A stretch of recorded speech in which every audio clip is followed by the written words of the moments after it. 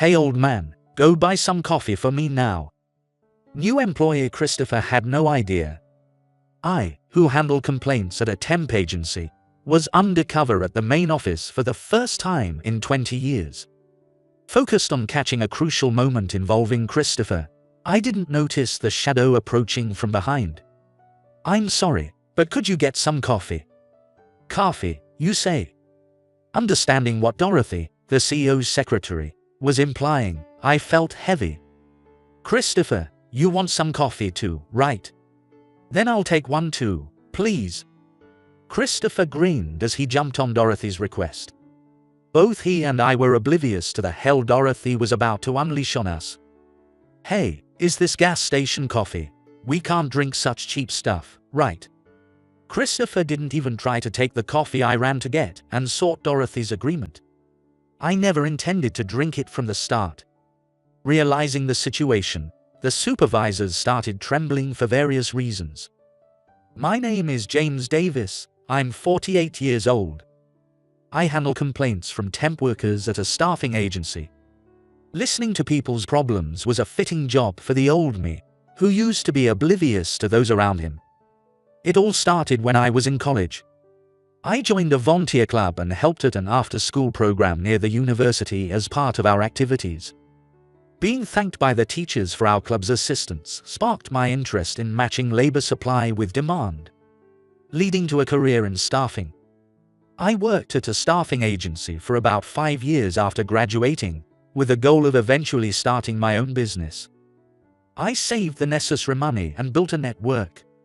At 28, I went independent, ready to launch my career. That's when I finally noticed the changes happening in my family. I had a wife, a former colleague, and a 3-year-old daughter. One day, I went home during work to retrieve something I forgot, and only found my daughter Patricia. "Where's Mom?" "Mom is never here." According to Patricia, my wife left her alone every day to visit her friend's house. A quick investigation revealed my wife's infidelity. "From now on, it'll just be you and me living together." The day our divorce was finalized and it became just Patricia and me. "I have no choice but to go with you, but I really hate you, Dad."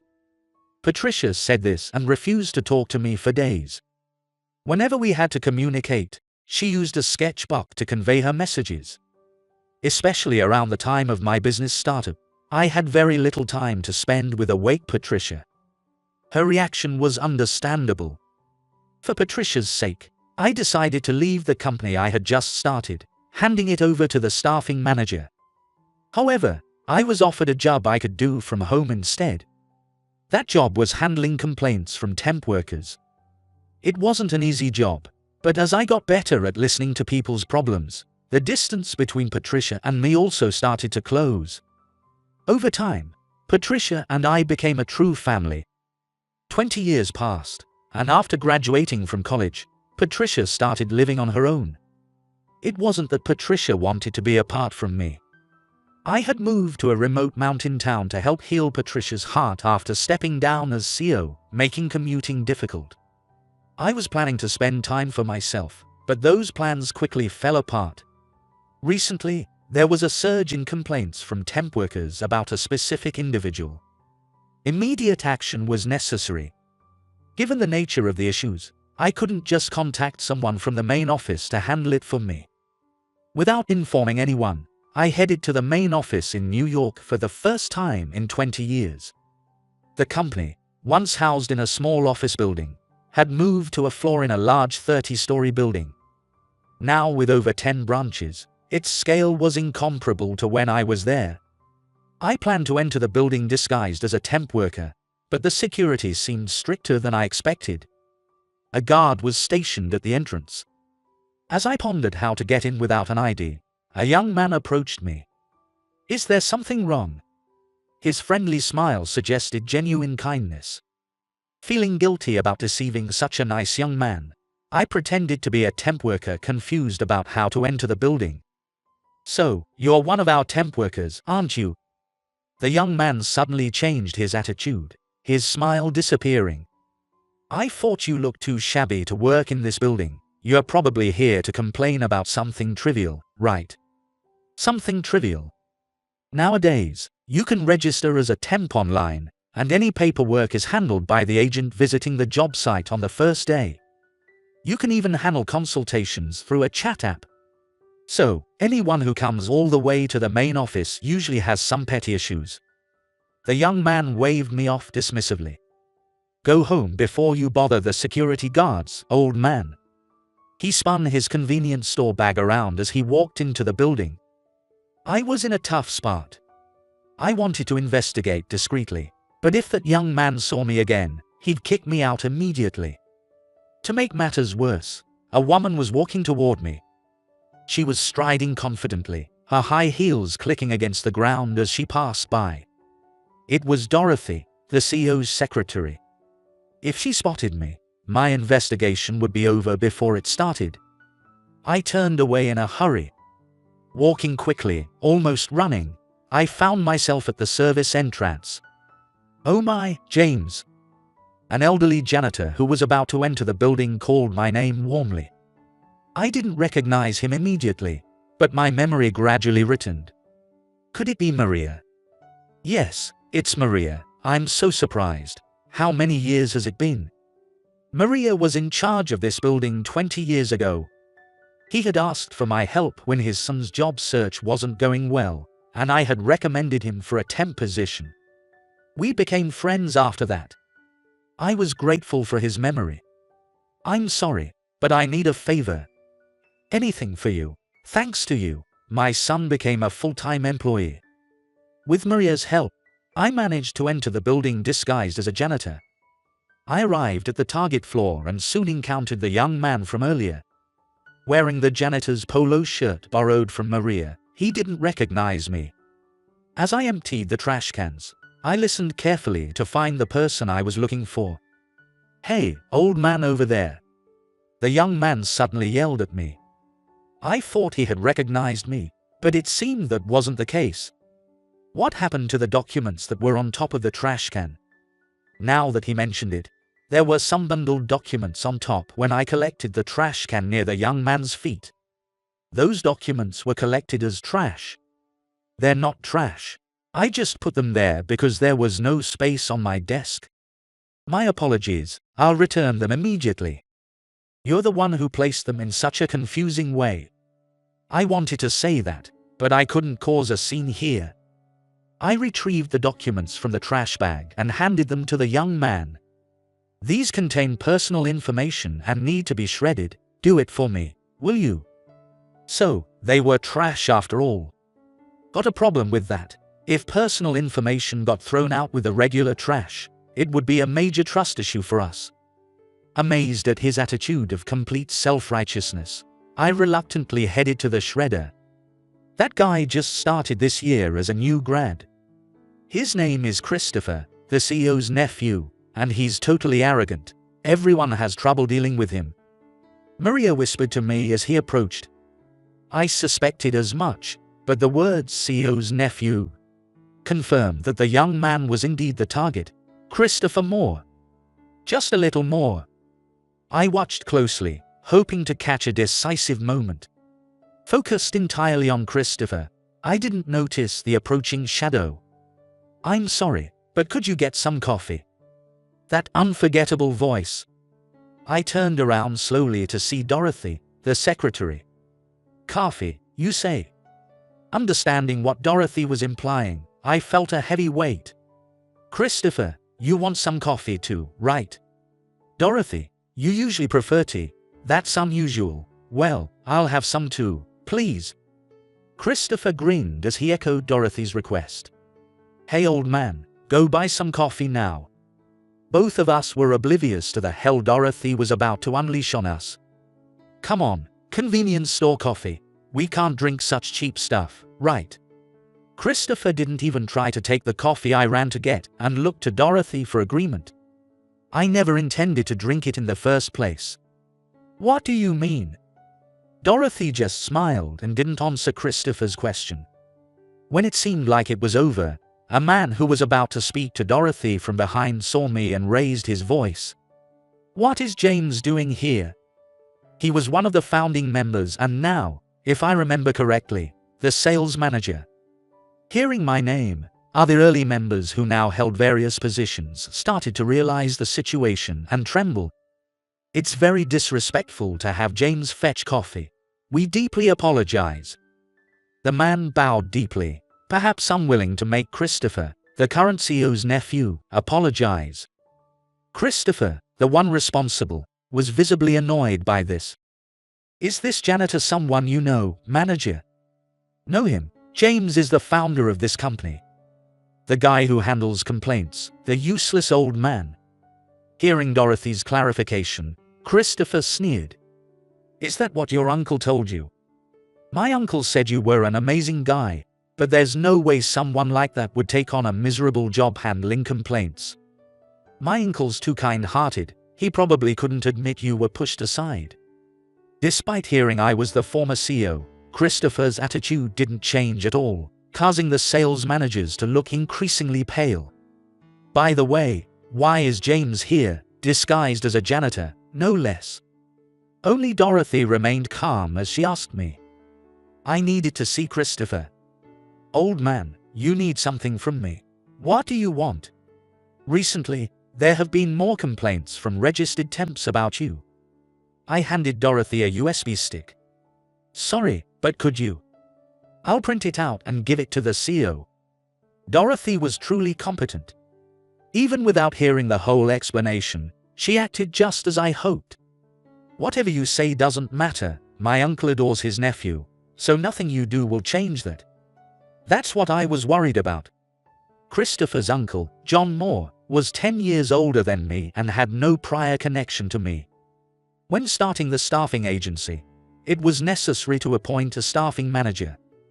This role required certain employment management experience, so I was introduced to John through an acquaintance. Despite our 10-year age difference, John respected me as the CEO and treated me kindly.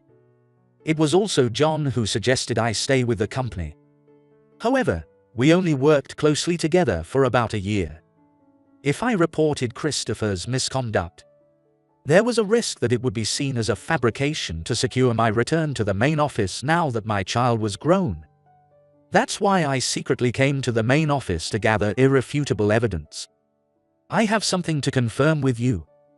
"Go ahead, let's hear it." "Was there a woman among the temps you manage who chose a job with no phone duties, only to find out there were phone duties at the job site?" Christopher thought for a moment, then seemed to remember. "There was a woman complaining that the job was different from what she was told." "Complaining?" "Yeah, she was being unreasonable. Anyone choosing to work as a temp instead of a full-time employee already has issues. She was probably too picky to work as a full-time employee." Hearing his words, I clenched my fists tightly. "I see. Don't tell me that woman is someone you know." "No, I don't know her, but she's one of our important temps." Christopher laughed as if I had said something ridiculous. "Important temp, right? What's so funny about that? She has APD." "APD, don't try to sound hip with abbreviations, old man." I took a deep breath and explained the condition to Christopher. APD is a medical condition. While it often doesn't show up in hearing tests, it makes it difficult to understand speech in noisy environments or under certain conditions. Because of that, she might anger customers during phone calls, so she requested a job without phone duties to avoid causing trouble for her colleagues. See, it's just an excuse. People think they can get away with anything by calling it a medical condition. If she couldn't hear, she could just ask the caller to repeat themselves, right? I felt dizzy from Christopher's complete lack of understanding. By repeatedly asking them to repeat, she'd end up angering the customers. Exactly, it's her fault, so she has to deal with it. If she doesn't like it, she should find another job. What do you think this job is all about? For the first time, Christopher was taken aback by my shout. What are you doing, old man? Our job exists because of the temp workers who register with us and the clients who accept them. You're just causing trouble for both. If we keep losing their trust, It will threaten the very existence of our company. I grabbed Christopher's flashy tie. I'm no longer involved in management, but this company is like my child. I won't tolerate anyone threatening my child. When I released the tie, Christopher collapsed to the floor as if he had lost all support. I won't tolerate this. I'll tell my uncle and get you kicked out of this company. Did someone call me? The sudden voice startled both Christopher and me. Mr. President, it's been a long time. James, it's been a while. You don't need to call me president. I was just standing in for you, then and now. Although John and I had only been in touch through phone and email, it had been 20 years since we last met in person. I was worried he might defend Christopher, but his unchanged demeanor reassured me. Actually, Dorothy has been keeping the line open for me. I heard everything. Both Christopher and I looked at Dorothy in shock. Dorothy had moved a chair next to the copier and was watching our exchange with her legs crossed. While I appreciated John listening in, his aloof demeanor made it hard to express my gratitude sincerely. I've been too lenient with Christopher. Uncle. James is right. Our job only works because of the temps who register with us and the clients who accept them. You need to learn this from the ground up. Feeling abandoned by the uncle he thought was on his side, Christopher clung desperately to John's leg. Why are you choosing that old man over me? I'm your nephew. You are my dear nephew. But I told you when you joined the company that I would treat you like any other employee and not give you special treatment. I thought that was just talk. Still refusing to apologize to anyone, Christopher's attitude exasperated John. I'm reassigning you. You'll be handling complaints for a while. Maybe then you'll reflect on your actions. Christopher was stunned to be assigned the job he had looked down on so much. By the way, James, I heard your daughter has started living on her own. Yes, she has. Thank you for all your help during that time. Thanks to you, she is now living independently. I hadn't yet told John about my daughter starting to live on her own. But since Patricia and Dorothy were close, she must have mentioned it to him. Thinking it was just small talk, I responded without much thought. I was talking with Dorothy, and we were wondering if you'd consider coming back as CEO. I was stunned by his unexpected words. The more I do this job, the more I realize I'm not cut out for management. I admired your talent for leadership and decided to follow you.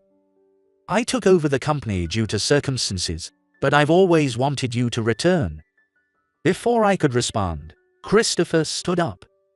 I don't know the details, but he stepped down for his daughter's sake, right? A man who prioritizes family over work can't handle being a CEO.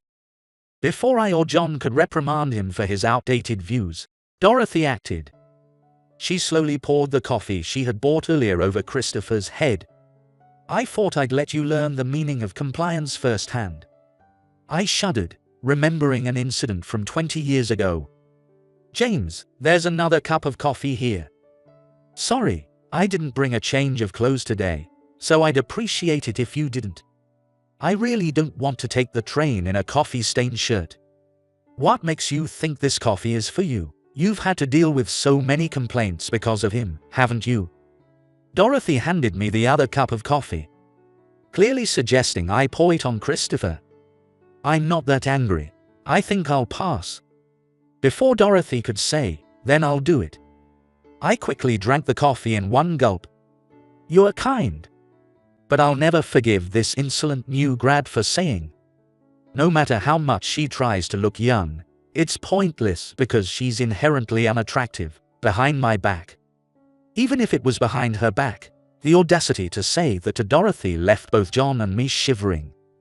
As John had said, Christopher was transferred to the same job as me. Since no one else could handle him, I was assigned to mentor him. I thought he might quit rather than do such work, but he was convinced by his parents to quietly accept the complaints. At first, he made angry people even angrier and gave completely off-base responses, but when he finally managed to say, "I'm sorry," even when it wasn't his fault, I was moved to tears. If this continues, he'll come to fully understand the severity of his actions. About 3 months after Christopher started handling complaints, John pressed me to decide whether to return as CEO. Unable to make up my mind, I welcomed Patricia, who was coming home after a long time. "I'm home, Dad."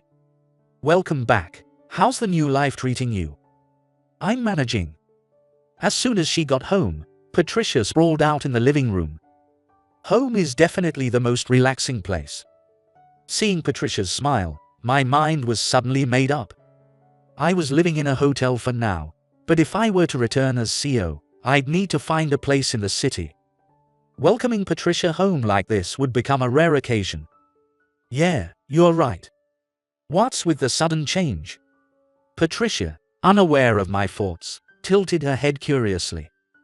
"By the way, Dorothy said she'll bring back some souvenirs next time." Hearing Dorothy's name made my heart race in a bad way. That day when I found Patricia home alone, I decided to take her to the office.